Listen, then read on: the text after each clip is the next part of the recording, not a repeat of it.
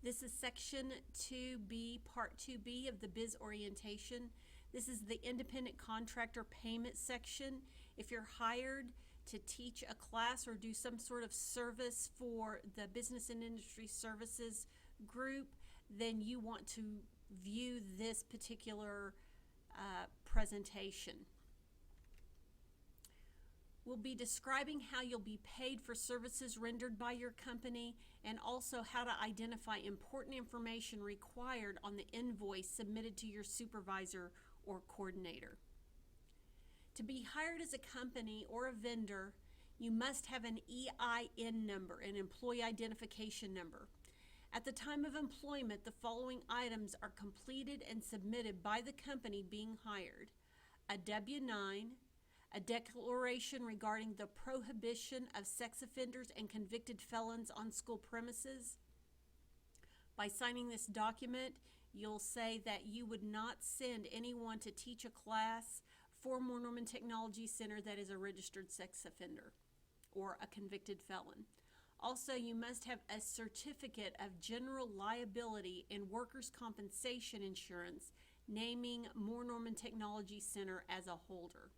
If any of these items are missing, the company is ineligible for payment.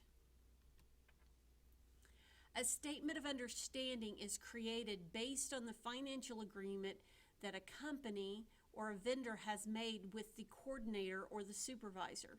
Before a company renders the services or training, you must have a purchase order issued for the statement of understanding. And the statement of understanding or contract must be signed by the coordinator or supervisor and a company representative, as well as our Executive Director of Business and Industry Services, Carla Marshall, and our Superintendent, John Hunter.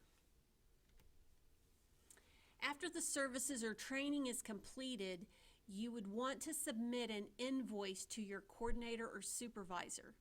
The invoice must have the following: the company information on a letterhead, the purchase order for the training or service, a description of the training or services, and the total amount of the invoice. When you complete this particular section of the orientation, there will be an activity to create an example or a mock, if you will, invoice and submit that to me so that I'll be able to see that you're understanding the process for submitting an invoice for payment. We welcome digital invoices. It can be submitted electronically to your coordinator or supervisor. As I said earlier, the invoice must be on company letterhead and include the purchase order number, a description of the services or training, and the total amount of the services and training.